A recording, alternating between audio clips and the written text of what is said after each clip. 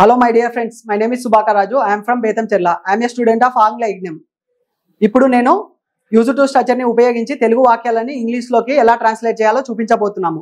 వీళ్ళు నా స్నేహితులు. Positive sentence, negative sentence, interrogative sentence, negative interrogative sentence. దీనిలో తెలుగులో నుంచి ఇంగ్లీష్ లోకి ఎలా ట్రాన్స్లేట్ చేయాలో చూపించబోతున్నాను. I subject. ఇప్పుడు ఐతో చూపించబోతున్నాము.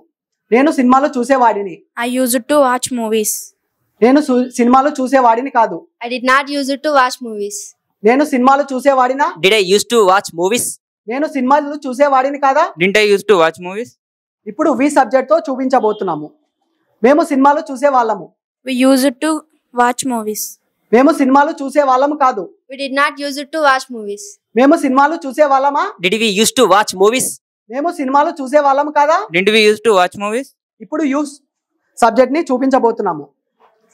నువ్వు సినిమాలు చూసేవాడివి. You used to watch movies. నువ్వు సినిమాలు చూసేవాడివి కాదు. You did not use it to watch movies. నువ్వు సినిమాలు చూసేవాడివా? Did you used to watch movies?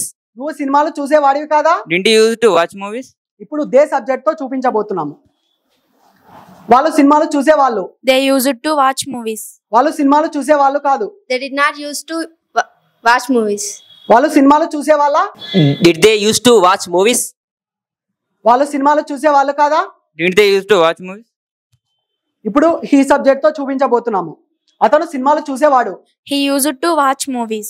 అతను సినిమాలు చూసేవాడు కాదు. He did not use it to watch movies.